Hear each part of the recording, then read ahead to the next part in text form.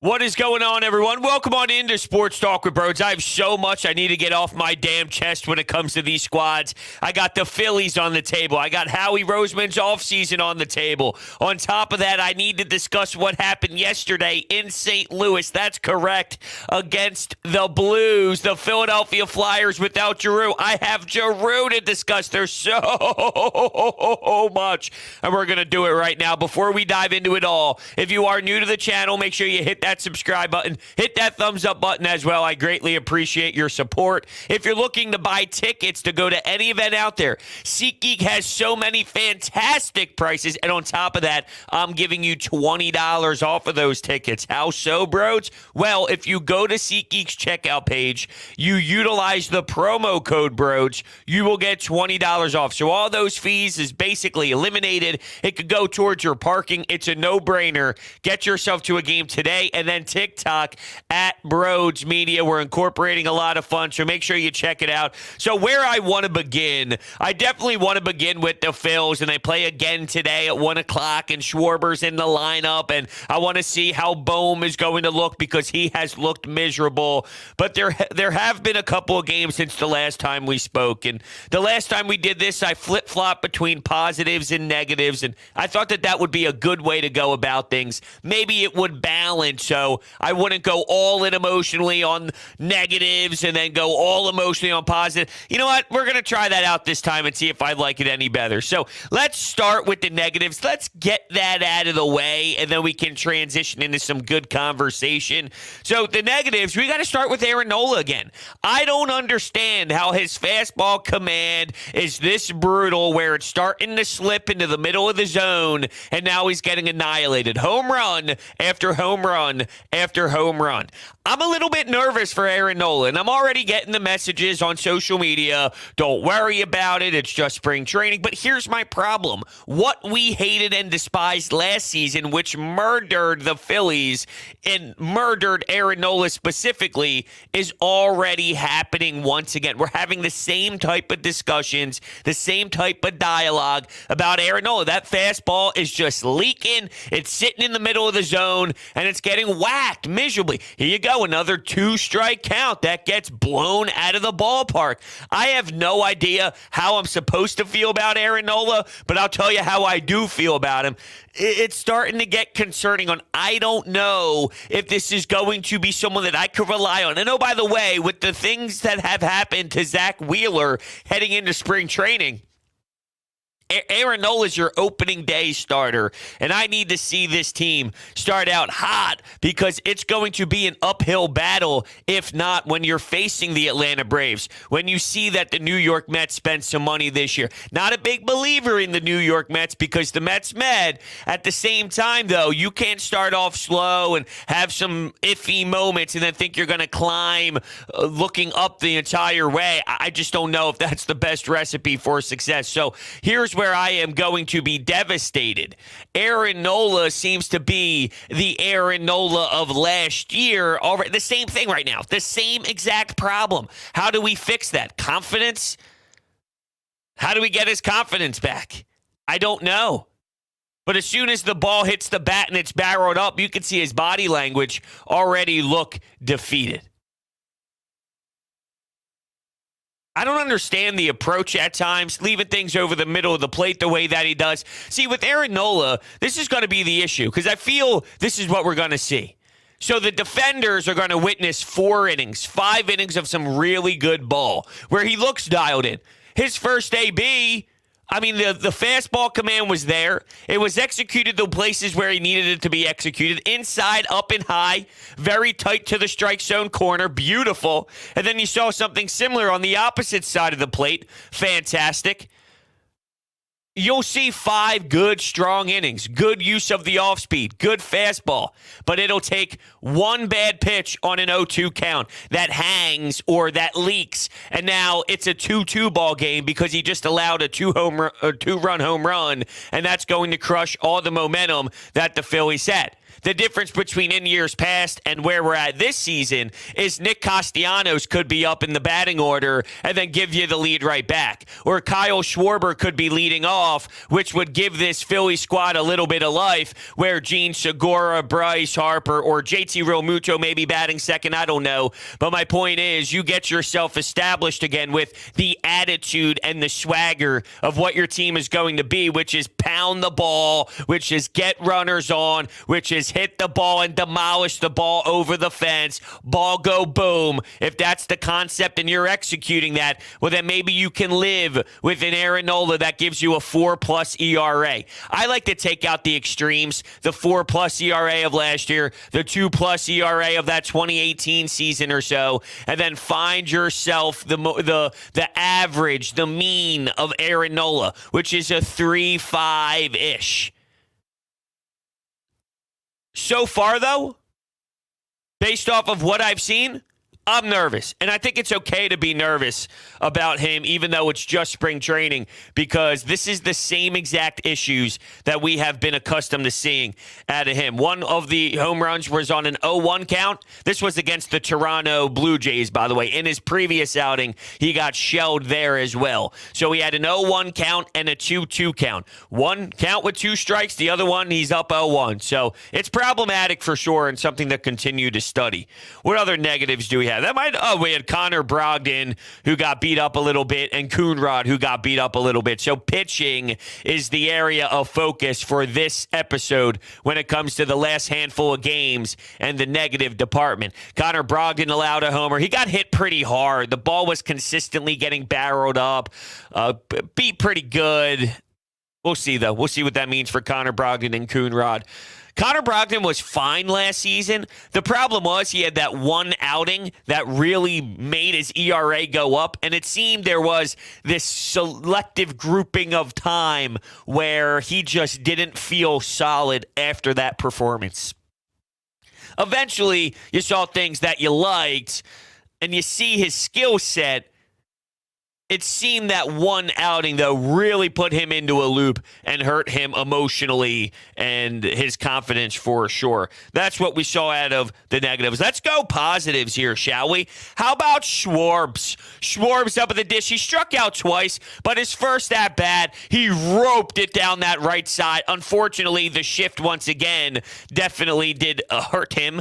The exit velocity was outrageous. He's going to be just fine. It was a great swing. It was a great cut. I would have loved to seen him get on first base for the first time. But it's just about, if you're giving me that, Schwarbs, if that's what you're constantly going to do with that type of pop and that type of fire where the ball is just getting murdered off the barrel of that bat, I think we're going to be okay, especially next year when that shift is no longer in play and you can't do it. We'll see some Schwarbs action. But, yeah, struck out twice. I just love the fact that, come on. You can see what he can do when he sees the baseball the way that Kyle Schwarber needs to see the baseball. He even strikes out cool, though, because he had a strikeout in that outing as well. And when he struck out, just the way he looks. Okay, look, I understand I'm in the honeymoon phase here where I'm starting to get all giddy for the little things and the things that don't even have anything to do with the game of baseball. But when I'm watching Kyle Schwarber strike out and he keeps his stance there because he's like, damn, did I just do that?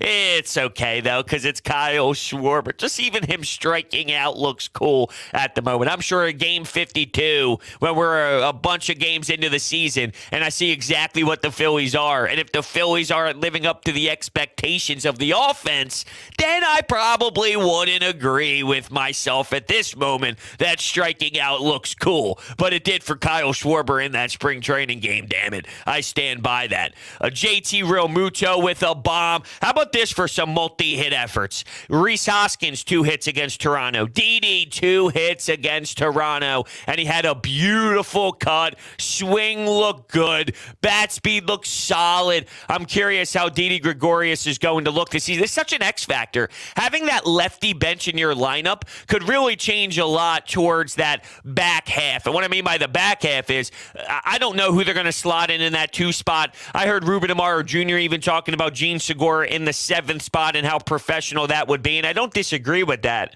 I just really like him in that 2 spot.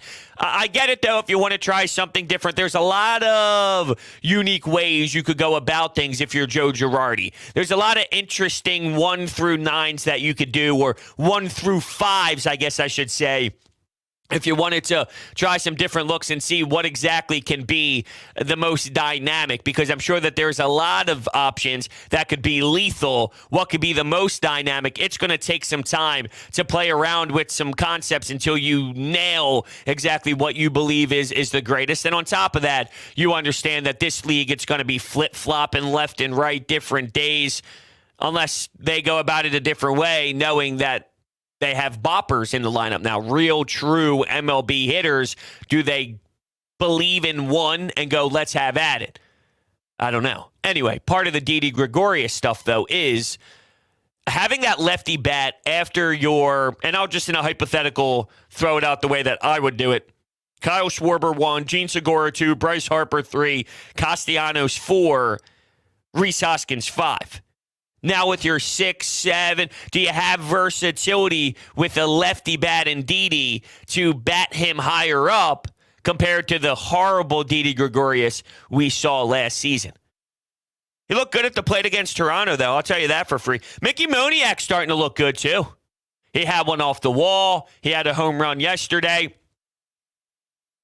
I'm not a big Mickey Moniak guy, okay? I'm already saying, let him play every day. Let's see what you have. Well, I don't want to go that far. Let's calm down a little bit. Would I prefer at this point, which is embarrassing to say, but if I'm thinking about Mickey Moniak or Adam Hazley, would I rather give Mickey Moniak some run in a center field platoon with Matt Vierling, who also had 2 hits against Toronto? Maybe. But it's not because I feel high on Mickey Moniak. It's just because I don't think Adam Hazley works either. And realistically, I don't feel either of those two is going to be something that tickles my fancy. But compared to knowing that Adam Hazley doesn't know how to hit the ball in the air, he's not very strong. He doesn't have the it factor. Not that Mickey Moniak does, but at least it seems like Mickey Moniak is hitting the baseball and driving the ball, and you're seeing some pop, and I can't believe these words are going to come out of my mouth here. Let's just make sure we preface this by saying it's only spring training, but that home run, that swing was pretty damn beautiful. That cut was pretty damn solid and just fluid. Rope that ball. Adam Hazley can't do that. So even if Mickey Moniak doesn't, he has the skill set to do it. He might not be able to because he'll probably be overpowered and overmatched at the major league level. I'm only bringing this up to you because I understand where the Phillies are at the center field position, unless you're thinking about moving an Alec Boehm to look in another direction to maybe fulfill some spots on your roster, and maybe center field is that particular spot, because I don't think you can just give up outs and give teams extra chances at the plate with the way that you are currently built. You got 72,000 different DHs on this roster right now. Alec Boehm playing that hot corner and not being able to give you enough on the offensive side to make up for his mistakes that he's constantly going to make. Is there possibly a move in the mix to get Alec Boehm out of town and then find ways to maybe improve your center field? So we're not even talking about Mickey Moniak. We're not even talking about Matt Vierling. I guess in theory it's very possible for sure, but just something to notice. How about Castellanos in his press conference, though? I'm sitting there pissing my damn pants listening to him talk. And, I mean, it's just him. It's just his personality. I know that everyone was loving every moment of it, to the point where Baseball Today with Chris Rose and Trevor Plouffe on John Boy Media led off their show about it, and they talked about how much this is a perfect fit. And I do feel that it's a solid fit for sure. I don't know, maybe I'm the outlier. I loved it. I did. Quick, short, to the point. His answers were just getting rattled off nonstop. He made a joke where Dave Dombrowski mentioned to Joe Girardi. He looked over at Joe Girardi during the presser and said, I can't wait to see Nick Castellanos in the middle of the lineup or wherever Joe Girardi elects to put him. And then Castellanos looks to Joe Girardi as well and says, middle of the lineup's good. Middle of the lineup's good. And the whole entire media, press conference, people asking questions in the press conference. The media asking questions in the press conference. All started dying laughing and saying with Dave Dombrowski. But he, talks about, I don't have a college degree. I just hit baseballs. That's my job. I'm in a survival mode. I think that, he gave you who he is. At times, I would have probably liked him to answer some of the questions a little bit more, but that's who he is, and that's his style, and that's his personality, and I think as we continue to learn more about him, it would settle in differently for me. I like it. I like his approach. I like his mentality. He talks about how it's a little controversial, though, to be fair, and hear me out. He said, I've hit a lot of home runs. I play on TV. I play Major League Baseball. I get paid a lot of money, but I haven't won big games yet, and that's what he wants to do. Well, with all due respect, and I get that this franchise is building in the right direction, spending money. You have Bryce Harper. You have good players. Are the Philadelphia Phillies really the place to go when you tell yourself, I want to go win? I mean, this team has the biggest drought in the National League. This team is right under the Seattle Mariners when you talk about droughts in general. In what universe are the Phillies the place you go to when you make that type of statement? To be fair, we're not talking about the 2013 Phillies. This is a 2022 brand of Phillies. It's different. But the money spoke.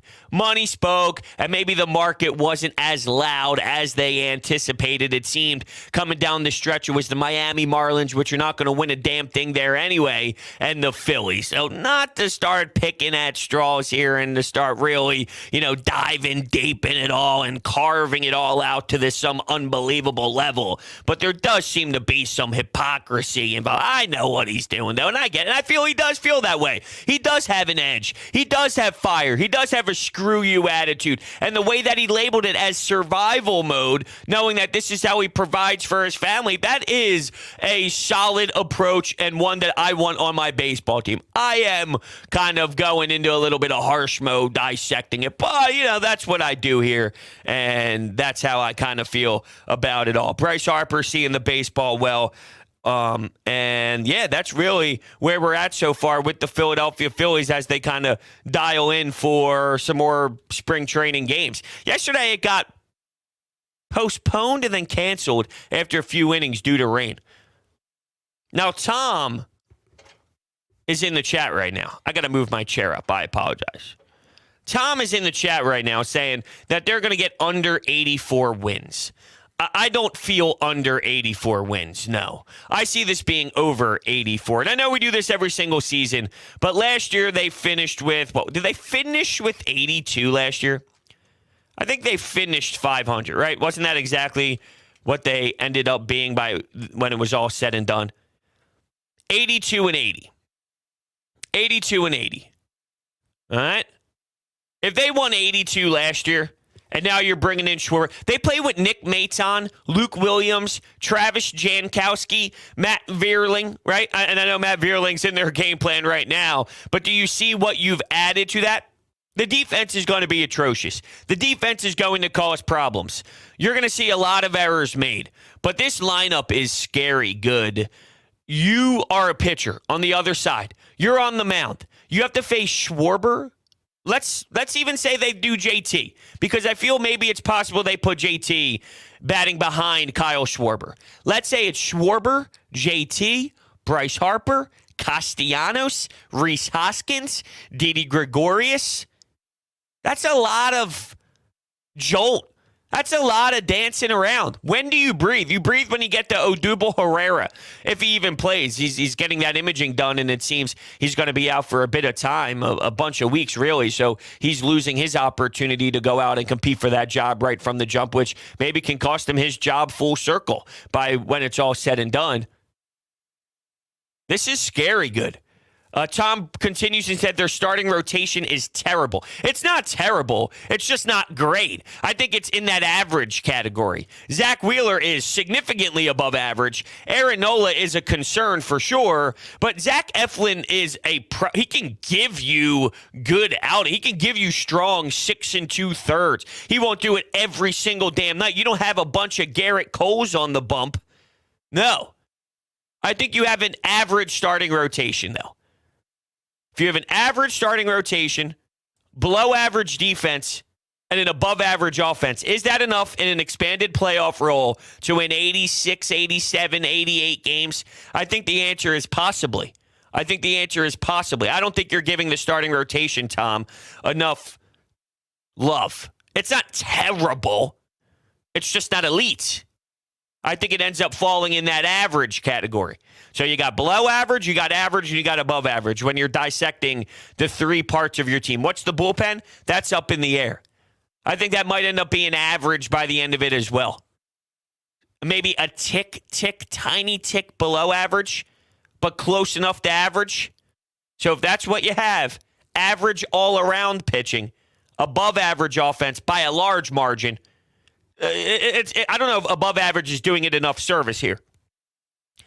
It's above average, but in that whoa category. It's not the perfect way to be built, but it's the way you're built, and there's an expanded playoff, so possibly you get a different look at things. Let's go to the let's not go to the phones. We got people hanging up. You can call back in if you would like to. I would love to get your thoughts on what's going on with the Phils. Like a pretty cool story about Hector Neris, even though he's on the Astros. Apparently, he paid for every Latin America prospect to go to a specific spot to get some food and to speak for just to get some advice. You know, if you're a prospect, a young Latin American prospect, you can hang out with Hector Neris. Apparently, he did the same thing for the Phillies. I sort of remember hearing stories about this in the past, but the Astros ended up writing a nice piece on it as well. I was a Hector Neris fan. He did not get the respect that he deserved here. Yes, you heard me. He did not get the respect that he deserved here. Last season, he was ridiculous once they moved him out of that closer spot, and it was fun to watch, believe it or not. All right, let's go to the phones. Good morning. You're on Broads Media. Hello? Hello. What's going on, man? So I have a quick question for you. I totally agree with you on the Hector Neris thing. A lot of my friends say that he's bad. I think getting rid of him was terrible for us because I feel like he was very inconsistent, but he was one of our guys last year. My question is, are you one of them guys who thinks Odubel sucks because he beat his wife, or is he just a bad baseball player? What's your opinion? Because I got a lot of people saying that he's bad because they call him bad, but I think it's because they beat his wife. But I think he's a pretty decent ball player. Okay, thank you. I don't know if he's a decent ball player. I do agree that he's viewed differently because of the domestic violence. That I do think is fair. And the reason I brought that up is Chris Bryant last year, all right? Chris Bryant last year batted .262. There's a lot more to baseball than just batting average. Excuse me, was it 265? It was 265 total. It was 262 just in San Francisco. Odubel Herrera last year batted .260. Okay?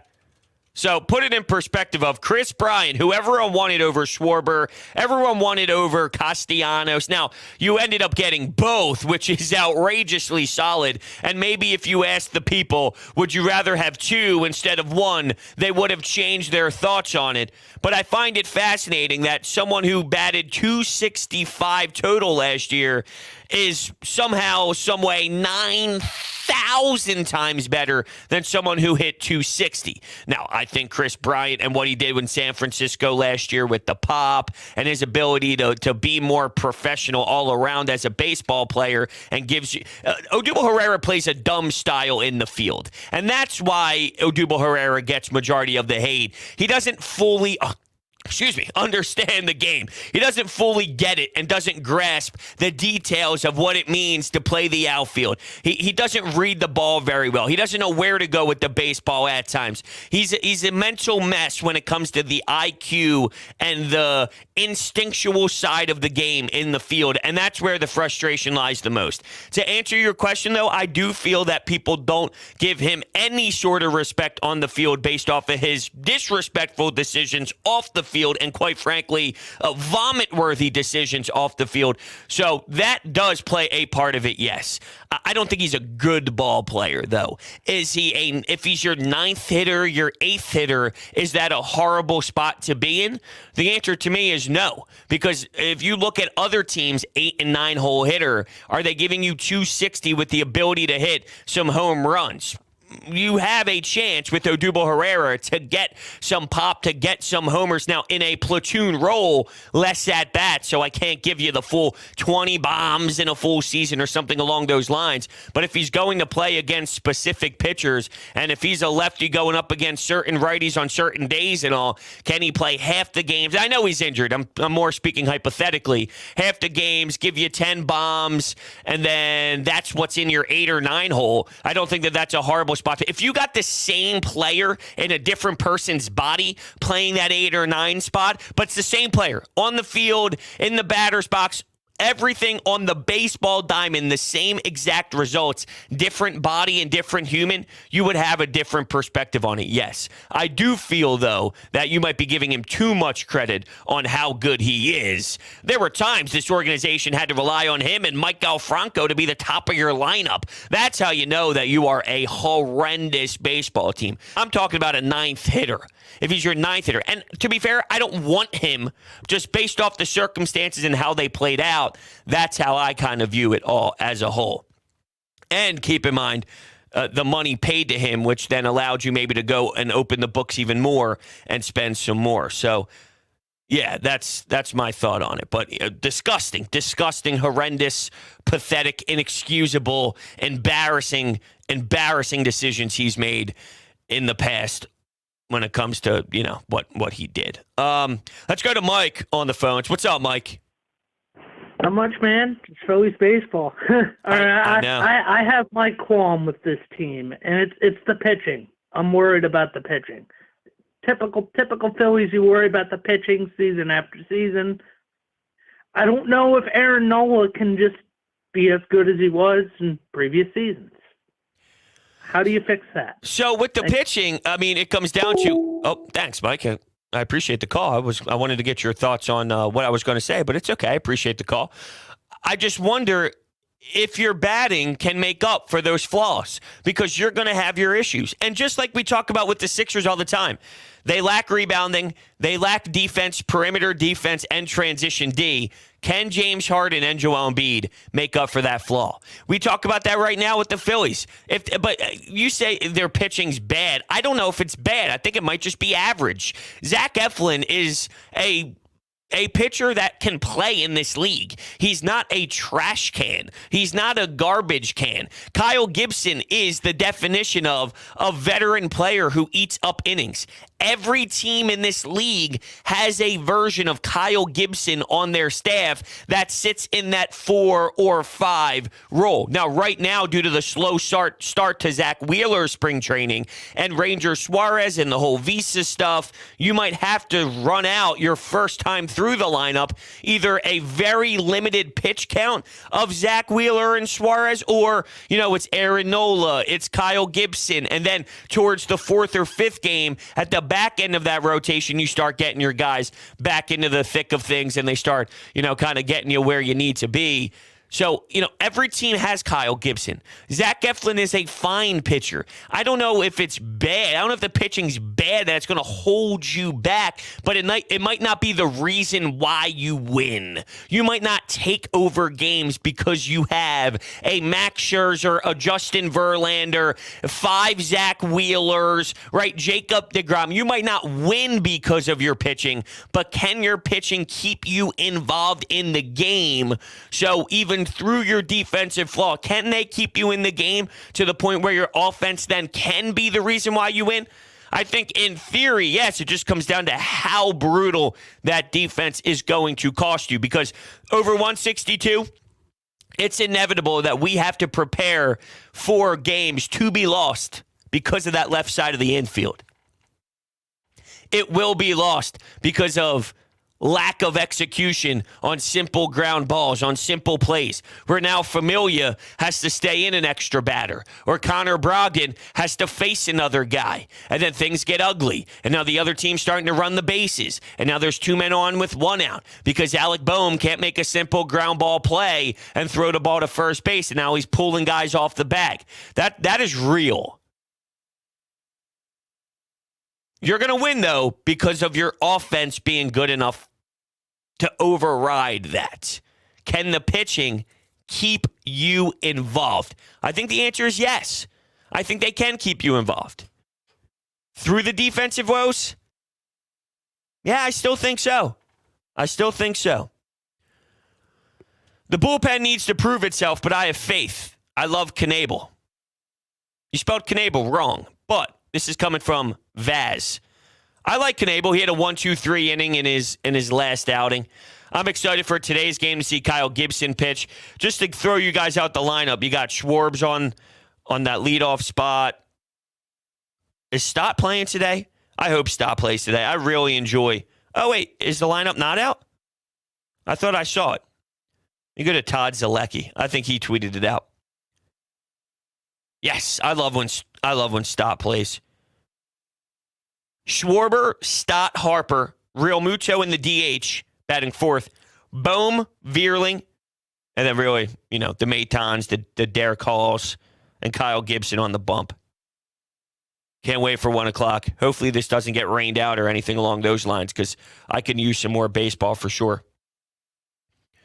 I do have some other things, though, that I want to get into outside of just Phillies baseball. That's kind of where we begin, but last night, the Flyers played and Claude Giroux played for the Florida Panthers. And what I witnessed was Claude Giroux getting 2 assists. His first shift, he ended up being -1 because of a goal that was scored by the Montreal Canadiens. But then he responds with, in the neutral zone, makes a good pass to a defenseman. Nice quick transition up the ice. Barkov with a rip far side, and he records an apple. Now he's on the power play later on in the game. He's saucing the puck through the middle. It ends up going through the slot. The Panthers pick it up, make a play behind the goal line. Power play knows how to move the puck. Giroux ends up getting a victory for his first game with the Panthers and 2 apples. And I wasn't lying to you all when I said I'm now emotionally tied and emotionally driven to watch the Florida Panthers. I never thought in a billion years that would ever come to my life. But here's March Madness, and I had both TVs on. I ended up cashing out big time on a big Duke victory. I ended up cashing out big time on a big Houston victory. The only time I lost money last night was when I bet on the stupid I bet on the Flyers to lose. I bet on the Blues. So the Flyers screw me. I bet against them, and they go out and play an unbelievable effort, and they beat St. Louis, and they look good. Here's Kevin Hayes. He's making plays. Owen Tippett is throwing pucks on net, and it's ripping off the iron. He's not afraid to shoot it. He's getting in on the forecheck, and there's a power play that gets in the Flyers. The Flyers get a power play because of his ability to get in on the forecheck and create havoc and win a puck battle, which is great on top of it. So you're kidding me? I should have knew better. I bet that Giroux gets in a point, parlayed with Villanova, money line. That paid out nicely. So I did pretty good on the bets, and I'm not some insane betting man. But when it's March Madness or the Super Bowl, and it's something that is so insane in the sports world, I just feel obligated. It's part of the experience. I almost think of it this way. When you're going out and you're going to a certain event, right? You get pizza, you get wings, you get some Pepsi, you get some Coke, whatever it is. There's no-brainers that you bring to a party if you're going to watch the Super Bowl. There's certain foods there. There's cheese and crackers. There's all kinds of stuff. Well, when March Madness is on, you have to throw in bets. You got to throw in some money. And that's the way I kind of approached it yesterday, and I was doing well. Of course, I flirt in a Flyers loss, and it ends up boning me. Typical Flyers. They just find ways to bone me no matter what. It's a joke. Kevin Hayes is healthy, by the way.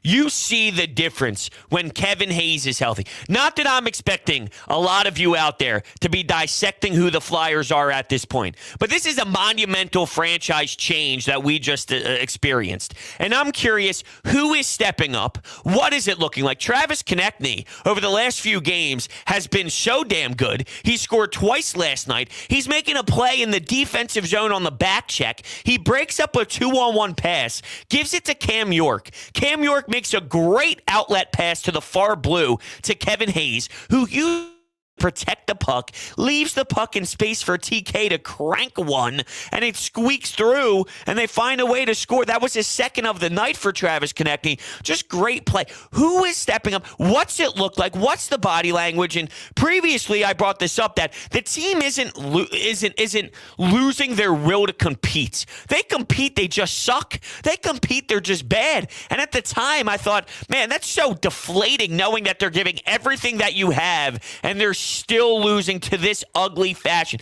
There's no way of getting out of this murkiness. They blow. And I look at that as a negative because they're leaving it all out there and they still blow this badly. But now that you look at the other side of if they were to give up, how much more does that say about the guys that you have in the room? There's something to be said about them not giving up. Travis Konechny was tested because they thought it's time for a trade. Maybe we get rid of TK. Maybe it's time to move in another direction. This is your last chance, TK. What are you going to do with it? And he seemed to answer the bell as of right now. And when I had Anthony Sanfilippo on, if you did not hear that interview, he went deep into what happened between Chuck Fletcher and Claude Giroux. He talked about Ryan Ellis maybe being checked out of the organization, and it's something that now he needs to do more research on to figure out if that is true or not. He really went inside where the Flyers are. He's extremely connected, and I would say if you're a big Flyers fan, to make sure you check that out. That was posted, 2 days ago or so? You'll find that on the channel rather quickly, or if you're listening to this on the podcasting platforms, which, by the way, Apple Podcasts, Spotify, Google Podcasts. The platforms are everywhere. Sports Talk with Bros is everywhere. Make sure you leave a 5-star rating and a review as well. I greatly appreciate that. If you are someone that likes to tune in on your drive into work, or if you're driving around on the weekend, throw in a little Sports Talk with Bros podcast. It'll never hurt anyone. It would make the ride even better, especially if you're sipping on a nice 24-ounce Wawa cup of Joe as well. Dunkin', Starbucks, you name it. It doesn't matter which one. But any of those options, or if it's a local little coffee shop, you're in Philly, you're in Center City, you're going for a little Saxby's run, grab your cup of Joe, throw the AirPods in, a little Sports Talk with Bros, and never hurt anyone. So make sure you check that out. But anyway, then I go back to, man, Kevin Hayes healthy looks different. The reaction is this team is 9 years away. Watching one guy go from not healthy to healthy makes me wonder, what's this team with Couturier, with Hayes, with Ellis, and a big free agent to make up for what you lost in Claude Giroux? Because before the season began, and I'm not getting fooled here, I'm not getting duped, but hear me out. Before the season began, you looked at those moves, Derek Brassard, Justin Braun. You looked at everything you added back to this roster, and we felt good. And there was a reason why we felt good, because we're not stupid. This fell apart because of injuries, and then it just snowballed to the point where, yeah, you might have guys working hard, but the guys that are working hard is Max Willman. It's Zach McEwen. Joel Farabee's out of the lineup because he's injured. Kevin Hayes is out, tries to return, out again. Sean Couturier out, needs surgery. Ellis not there. We felt strong about this team because they were good players that were on the roster. They haven't been on the roster for a lot of the time this year, and I think that plays a role. I'm watching a healthy Kevin Hayes, and it makes me wonder, how many years off are they? Are they just healthy away? Is that the difference in where we are? Chris is bringing up that they've only scored the 27th most goals in the league. Yeah, they also haven't had their players available for you majority of the time.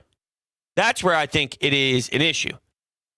Is someone saying that Carter Hart's the problem? You don't understand hockey if you feel you watch this hockey team every night and think Carter Hart's the problem. Or you're not watching every night, which I'm not telling you you're supposed to. At this point of the season, it makes a lot of sense for you to not be invested in the Flyers. But unless you're watching it to the level that the ones that do still support them and still, I'm not going to say support what they're doing, but you're still checking in every single night to just see the tone and the body language and the flow of who they are. If you're not doing that every single night, I don't want to hear a damn thing about Carter Hart. You claim you know hockey and you think Carter Hart's a problem. This organization hasn't had a goalie in how many years? You watch Carter Hart and you still feel that he's not good enough and he's the reason why this team is a disaster when you see everybody else? Stop it. Riot Ninja, you know nothing. You know nothing. If you watch this team and you see Zach McEwen, you see Max Willman, you see all these guys that really shouldn't be playing NHL time. Nick Sealer's playing hockey for you way too many minutes, and you go, you know who's the issue here? I would say Ristolainen is a bigger problem than Carter Hart. Him and Sanheim, when they play their bad games, are one of the worst duos I've ever seen in the NHL. Go watch him live a few times. Okay, you're going to tell me to go watch Carter Hart live as if Broads Media doesn't have a press box seat every damn home game. All right, you don't tell me to go watch. I've watched. And if your assessment is Carter Hart's the problem, then just don't check into hockey anymore, because then you'll never be satisfied. I don't know what it would take for you to be satisfied with someone between the pipes if this doesn't do it for you.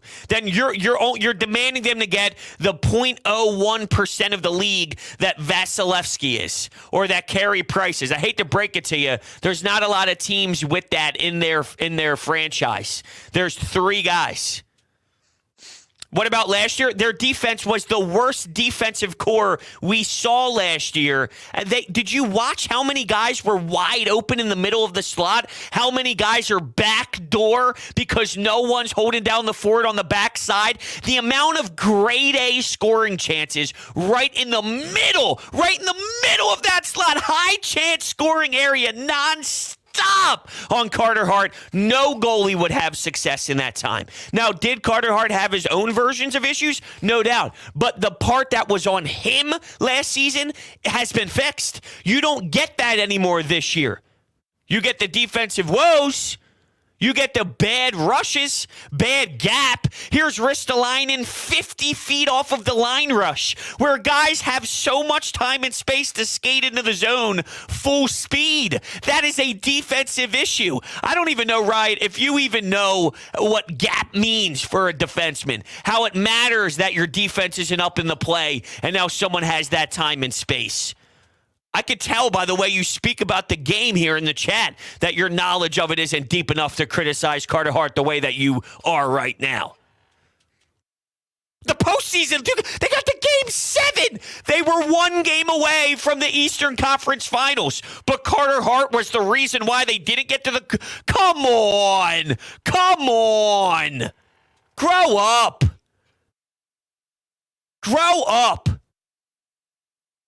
How amazing. Yo, what do you mean? Phil Myers is on waivers and getting picked up by no one. Get out of here with that crap. What do you mean how great they are? Great. Stop it. And don't tell me Robert Haig, because those type of players are the 6th defenseman on a team. That's not game-changing. There's a bunch of 6th defensemen out there. Radko Gudas, yeah, but why are the Panthers good?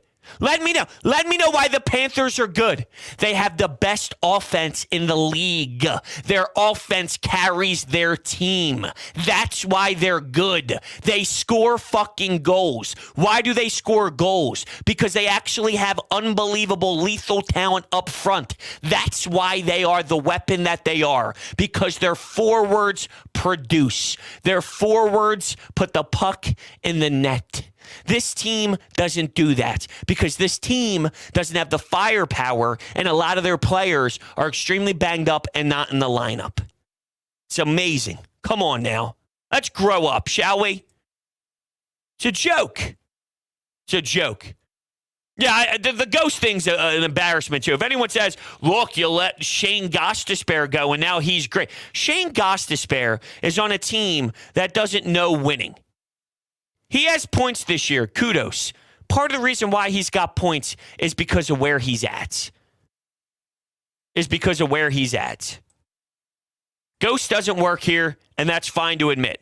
He's having his own version of success, his own personal success in a franchise that could allow him to play the way that he wants to.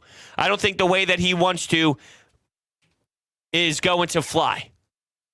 in organizations that really get the job done.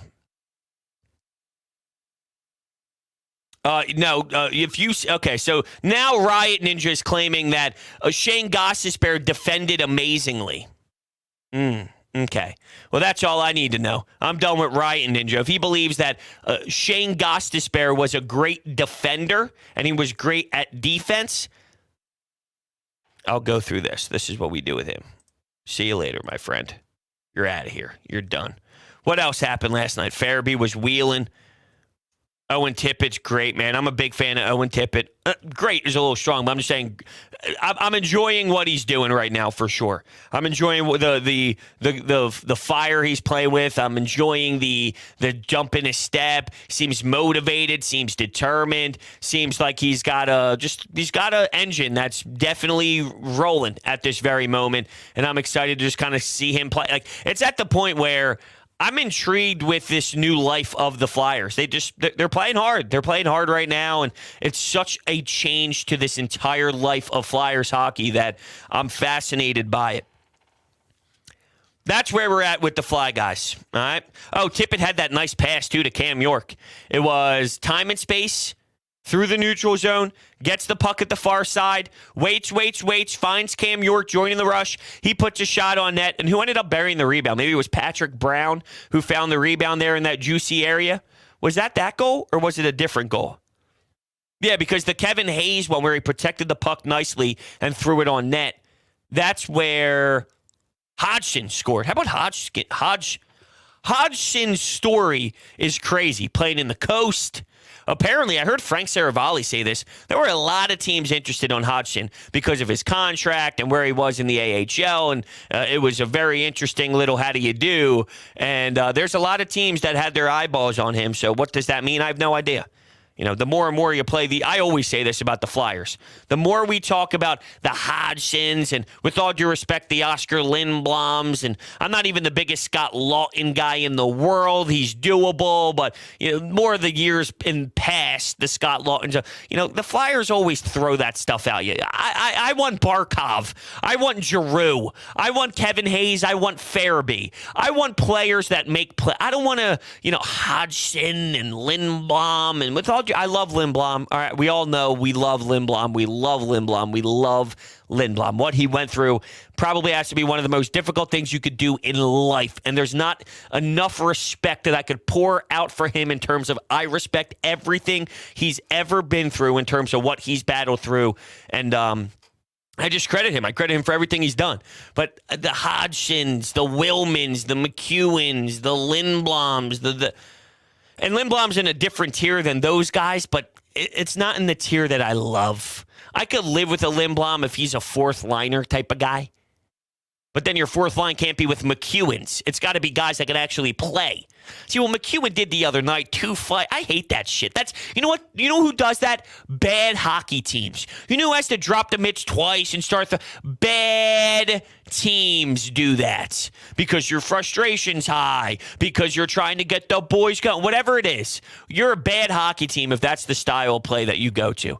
Give me something with some more edge, but doing it within the reason of the actual game. All right, so that's where we're at there with the Fly guys. And then my last things that I kind of want to get on here is just touching on Howie Roseman and where the Eagles are this offseason. I'm using the theory that I used for the Philadelphia Phillies, which was when they signed Odubel Herrera, I told everyone to relax. There's so much time left. Everyone you wanted was still on the board. Schwarber, Castellanos, and at the time, so was Chris Bryant. Now, they got two of those three, and this place is loving every single moment of it to the point where we can't wait for the season to begin. With Howie, there's still time to do things, is my theory, but I am starting to wonder what's the plan. You bring back Anthony Harris, you bring back Boston Scott, you bring back Derek Barnett. I get there's going to be veteran 1 year Anthony Harris's out there that every team ends up bringing in, right? That's part of it. And those are stopgap guys that you could rely on throughout a regular season to do certain things, even though Anthony Harris sure had his downs last season. Those type of guys are signed throughout the league to all teams, and it's sort of like the Odubel. It's just a guy. It's obviously different in terms of how a fan base feels about one, but in terms of, who they are, like there are signings that aren't five-star signings. There's just the veteran to hold the fort down type of guys that are signed everywhere. That's an Anthony Harris, fine. But they did that 4 or 5 times now around the team, and you basically are in the mindset of running it back almost at this point, other than Hassan Reddick, which they have to get credit for. Hassan Reddick is a huge move. They had their eyes set on Marcus Williams, and I know that there are some fearful of getting sucked down the path of believing that was true because Howie likes to leak information. But from the people I was hearing it from, it's normally not someone who has the agenda of Howie Roseman, so it makes me feel differently on the situation that the Eagles were involved in looking at a Marcus Williams. So knowing they tried to trade for Calvin Ridley, but Calvin Ridley bet on football games that boned the Eagles, knowing they just missed Marcus Williams, and knowing they brought in Hassan Reddick, for the fact that this is what they've done to this point, a Zach Pascal, an Anthony Harris, a Derek Barnett, it doesn't add up to me. Because they know the flaws, they know the holes. Now, I don't want them to just do something to do it. Well, let's just spend our money in a way that's not methodical because we missed on other guys. Let's just throw the bag at certain players who don't really deserve it because we missed on some of the players that we would like already. This narrative that no one wants to play in Philadelphia and the front office is a joke because of it and no one believes in Jalen Hurts, that's not true. There's one Eagles team. There's how many other teams in this league when you speak about free agency? The chance of landing a player isn't the highest in the world. Now, not every team is always invested into the same players, which then makes it less. We're not talking about 30-plus teams or so. But still, I mean, it's hard to land players in free agency. It's not the easiest thing to do in the world. Is Baltimore more ready to compete than the Eagles? Yeah. But to act as if, the Eagles can't land any free agents. What are you talking about? They just won the Super Bowl a handful of years ago. They had no problem bringing in guys. They had no problem getting players to play here. People look at the Eagles organization throughout the NFL and go, they are a top franchise. They are a franchise that are willing to spend money, willing to put a proper team together, and willing to go legitimately make runs in the postseason. They have a lot of success. They're just like the Ravens, the Packers, the Pittsburgh Steelers, the Chiefs. Now, there's teams that are above them, but they're in the tier of a franchise that's constantly involved and invested in real winning football. To stop it with just because they're having a tougher offseason right now. And I am a little confused on the angle at this moment, knowing what they've already targeted. And they missed on some guys. So what do they do now since they are that they are in this position, knowing that they know that they still have some deficiencies to clean up? It's not all going to be able to be fixed in the draft. We understand that. There's probably going to be some misses in the draft. We understand that. But as a whole, this whole narrative that no one wants to play here because the quarterback and Howie Roseman, that's an embarrassing take. It really is. It's a very emotional take just because they've missed. They've missed on some guys that they wanted. One of them was out of their control, though. You can't blame Howie Roseman for Calvin Ridley. They would have got Calvin Ridley, and you would have felt good with Ridley, and you would have felt good with Hassan Reddick. And if they got a safety that tickled your fancy, then it's like, hey, that's 3 good additions in 3 areas that you knew had to be a focus. Now, they have not been able to execute it to that level, out of their control. The Calvin Ridley situation is out of their control. But they know what they need to do. They've established that and made it clear by looking at these certain players. They know.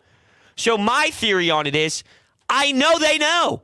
So what are they going to do about it? It would be different if I felt they had no clue. But their previous attempts so far this offseason makes the statement fully aware to everyone out there. They see what we see. Now, is Devontae Parker going to be a move at wide receiver? Maybe. Is that going to get everyone all excited? Probably not to a wild level, no. I don't love where they're at, But I think they know what they need to do and what they need to fix. How can they get that fix? Well, they did just create a bunch of money in cap by giving Darius Slay his signing bonus, by maneuvering through that Fletcher Cox scenario. Is that money for something particular? Is that money for something that they have in play? Reuben Frank threw this tweet up about a week ago or so.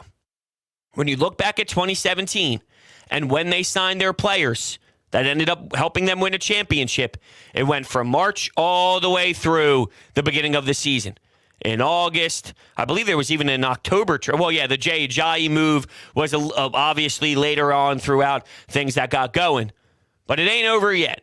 I do question some of their decisions, though. I don't like Derek Barnett, even though, I heard Zach Berman say this as well, just like I mentioned with Odubel. If you got what Derek Barnett statistically brings you, and it's not Derek Barnett and it's a different name, you would feel good about the depth signing of your defensive front if it wasn't the name Derek Barnett. Now, he's got a lot of flags. He gets a lot of personal fouls. Trust me, you don't have to tell me about the Derek Barnett experience. I am a little bit more scratching my head than I did previously. At the same time, it's not done yet. And I think that they are smart, even though most people feel they are not smart. I feel they are smart. And I know that they see exactly what we see in these positions that they are desperately going to need help getting. That's kind of my thoughts on where we're at with the Philadelphia Eagles in its entirety right now as we wait to see whatever the hell is going to happen. And my gut tells me, and maybe I'm completely off and it's going to be so wrong, but my gut tells me as it's Friday here, coming up to 10 a.m. as we're about to end the show, that something's going to happen today, Eagles related. I don't know what, but something's going to happen today. I could be wrong. It's just a little gut feeling in my stomach, but we'll find out. With that being said, I want to thank everybody so much for hanging out with me today. We hit on a lot of different topics. I had a lot of fun doing so. If you're new to the channel, remember, hit that subscribe button. Thank you guys so much. We got the Sixers tonight, late night against the Clippers, and we got some March Madness. It's been wild for sure. I think the Fly Guys play tonight too, right? A little back-to-back action. Yeah, they play the Colorado Avalanche. Let's see how that goes. Thank you guys so much for hanging out with me, and I will see you next time.